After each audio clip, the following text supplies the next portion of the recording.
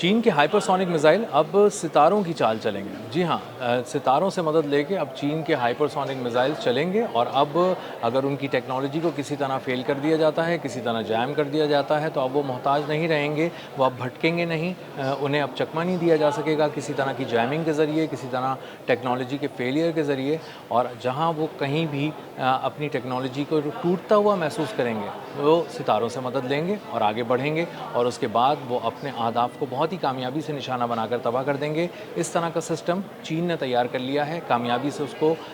आगे तक पहुंचा दिया है और उसके बाद 10 अगस्त को उन्होंने वो तमाम चैलेंजेस भी अबूर कर लिए हैं जो दरअसल उनको बहुत ज़्यादा परेशान कर रहे थे। मेरा नाम अज़हर अली ख़ान है और आप देख रहे हैं आज की बात। चीन अपनी टेक्नोलॉजी पे मुसलसल काम कर रहा है और कुछ ऐसी चीज़ों पे काम कर रहा है कि अगर दुनिया में तमाम चीज़ें बंद हो जाएँ, तमाम चीज़ें रुक जाएँ या तमाम किस्म की टेक्नोलॉजी उसकी टेक्नोलॉजी का तोड़ निकालने के लिए कोशिश करना शुरू कर दे और उसमें कामयाब भी हो जाए, तो उसके बाद उसके हथियार क्या करेंगे, कैसा परफॉर्म करेंगे, कैसे भेजे जाएंगे, कैसे ट्रैक किए जाएंगे, कैसे अपनी रफ्तार को मैनेज करेंगे और किस तरह जाके अपने हदफ को उसके बावजूद भी पहचानेंगे और ढूंढेंगे और उसके बाद निशाना बनाकर तबाह कर देंगे। तो इसके लिए उन्होंने एक टेक्नोलॉजी को डेवलप किया है और ख़ास तौर पे हाइपरसोनिक मिसाइल से उस टेक्नोलॉजी को जोड़ दिया है। और उन्होंने काम ये किया है कि हाइपरसोनिक जो मिसाइल हैं, जो कम से कम आवाज़ की रफ्तार से 5 गुना तेज़ होते हैं, ये इतने तेज़ी से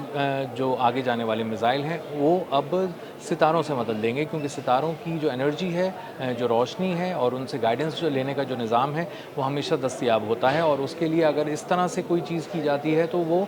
किसी तरह के सिग्नल्स भी नहीं जारी कर रही होती। इसका मतलब ये है कि किसी तरह का जो निज़ाम जिसको वो फॉलो कर रहे होते हैं, आइडियली अगर उसको आप बंद कर दें, जैम कर दें, फेल कर दें, तो उसके बाद वो सितारों से मदद लेगा और उसके बाद आगे चलेगा। तो इसके बारे में चाइनीज़ हुक्काम ने बहुत काम किया और उसके बाद एक पूरी एक टेक्नोलॉजी को डेवलप किया और वो अब टेक्नोलॉजी हाइपरसोनिक मिसाइल्स की और हाइपरसोनिक हथियारों के साथ जोड़ी जा रही है, जिसके बाद ये अपनी रफ्तार को तेज़ी से बढ़ाएंगे और इनको भटकाया नहीं जा सकेगा, इनकी टेक्नोलॉजी को जाम करके इनके राब्ते नहीं तोड़े जा सकेंगे और उसके बाद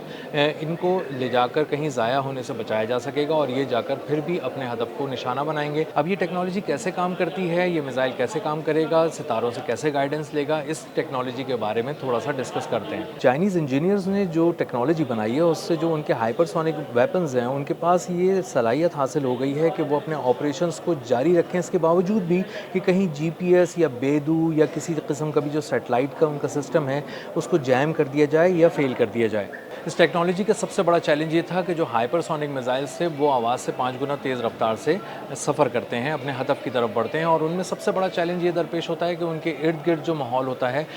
उसमें एरोडायनेमिक्स एलिमेंट शामिल हो जाते हैं। दौरान परवाज़ उसके इर्द गिर्द बहुत ही गर्म और कसीफ हवा का एक दबाव होता है, तो इसीलिए हाइपरसोनिक मिसाइल उस दौरान किसी तरह के सेंसर्स के ज़रिए रब्ता करने में उसको दुश्वारी हो रही थी, लेकिन उन्होंने इस पर काम किया और उसके बाद चाइनीज़ इंजीनियर्स ने इसका हल निकालने के बाद उस सेंसर के ज़रिए इस बात को इस्टेब्लिश कर लिया कि वो उसका रब्ता किसी ना किसी तरह से हो जाए और चाइनीज़ इंजीनियर्स ने काम कर दिखाया कि इसके बावजूद भी सेंसर्स रब्ता कर सकें और उस हीट को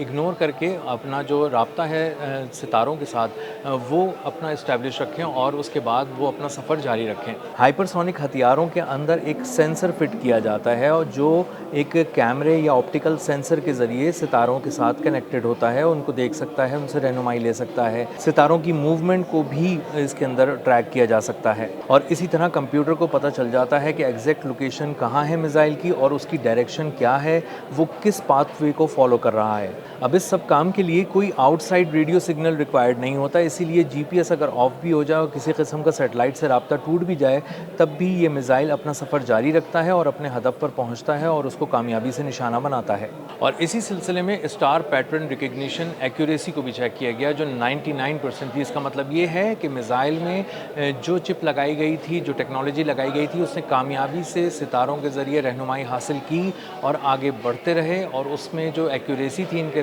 राब्ते के हवाले से और रहनुमाई के हवाले से वो 99% तक देखी गई। अब इस सब की ज़रूरत क्यों महसूस हुई है? चाइना मुसलसल काम कर रहा है और उसको आइडिया है कि आने वाले दिनों के अंदर जो जंग होगी वो बिल्कुल मुख्तलिफ होगी। और आने वाले दिनों की क्या बात करें, हम अमेरिका और ईरान की जंग को ही देखें तो वो एक ऐसी जंग हुई है जो पूरी दुनिया एक नए अंदाज से एक वॉरफेयर को देख रही है। कन्वेंशनल वॉरफेयर कहीं बहुत पीछे रह गया है, ड्रोन वॉरफेयर आगे आ चुका है, इलेक्ट्रॉनिक वॉरफेयर आगे आ चुका है, साइबर वॉरफेयर आगे आ चुका है, जैमिंग हम बहुत ज़्यादा सुन रहे हैं, तैयारे चलते चलते जैम हो जाते हैं, उनके राब्ते टूट जाते हैं, वो 52,000 फुट की बुलंदी पर परवास कर रहे रहे होते हैं और अचानक 9000 फुट की बुलंदी तक नीचे आ जाते हैं और फिर गायब हो जाते हैं। तो एक अजीब जादुई सिस्टम है जो हर तरफ से देखा जा रहा है। एक देवमालाई कहानी है जो अगर किसी को सुनाई जाए इन जंगों के हवाले से तो उसको लगेगा कि ये तो किस्से कुछ बहुत ही अजीब से हैं। तो आने वाले दिनों के अंदर एक ऐसी जंग की तैयारी की जा रही है जिसमें कम से कम टेक्नोलॉजी का इस्तेमाल किया जाए, कुछ नए सिस्टम्स उसमें इंट्रोड्यूस कराए जाएँ और टेक्नोलॉजी का इस्तेमाल इस खूबसूरती से किया जाए कि उसमें कुछ सिंप्लिसिटी भी मौजूद रहे। इसी तरह कोई हमला करने की कोशिश करता है, जैमिंग करने की कोशिश करता है या किसी और तरह की ट्रिक आज़माता है तो उसको बिल्कुल ही नित नई टेक्नोलॉजी, नित नए अंदाज़, नित नए पैटर्न से बिल्कुल ही सरप्राइज़ एक बहुत बड़ा दे दिया जाए। तो इस सारी चीज़ों पे काम कर रहे हैं बहुत सारे ममालिक इंक्लूडिंग ईरान, चाइना, रशिया वगैरह। और उसका मतलब ये है कि अब आने वाले दिनों के अंदर जो हथियार हैं वो बहुत ही मुख्तलिफ़ किस्म के होंगे, उनकी साख भी मुख्तलिफ होगी, उनके जो पाथवेज़ हैं वो डिफरेंट होंगे, उनके सैटेलाइट बिल्कुल ही डिफरेंट होंगे। जहाँ से दुश्मन चीज़ों को देख रहा होगा वो उस तरफ से वार ही नहीं कर रहे होंगे, वो बिल्कुल ही एक अलग और उलट टेक्नोलॉजी को लेकर आ रहे होंगे। और उसके बरक्स जब टेक्नोलॉजी सामने आएगी तो वह हैरान भी करेगी, परेशान भी करेगी और बहुत बड़े पैमाने पर तबाही भी फैलाएगी। अब तक के लिए इतना ही। मिलते हैं अगले व्लॉग में किसी नई खबर, नए तज्ज़िये और नए ज़ाविये के साथ। अल्लाह हाफ़िज़।